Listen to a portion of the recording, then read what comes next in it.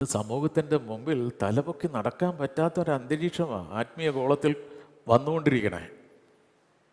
സ്തോത്ര. ഈ കഴിഞ്ഞിടയ്ക്ക് തന്നെ 2-3 അച്ഛന്മാർ എന്നെ വിളിച്ചിട്ട് ചോദിച്ചു, എടാ ക്രിസ്ത്യൻ, നീ ഇപ്പോൾ ചേർന്ന് നിൽക്കുന്ന സഭയിൽ എന്ത് അടിയാടേ?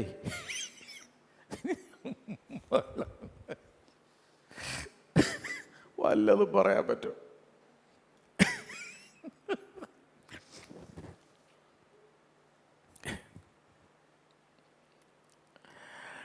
അവർ എന്നോട് ചോദിച്ചു, എടാ നിങ്ങൾക്ക് പിന്നെ ചോദിക്കാനും പറയാനും ആരുമില്ലേ?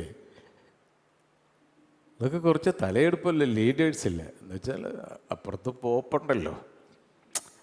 റോമിലിരുന്ന് പോപ്പ് ഒരു ഉത്തരവ് വിട്ടാൽ ഈ നാട്ടിൽ കിടക്കണ പാപ്പച്ചൻ വരെ അനുസരിക്കും. മനസ്സിലായോ? നമുക്ക് ആരും ഉത്തരവിടാൻ ഇവിടെ.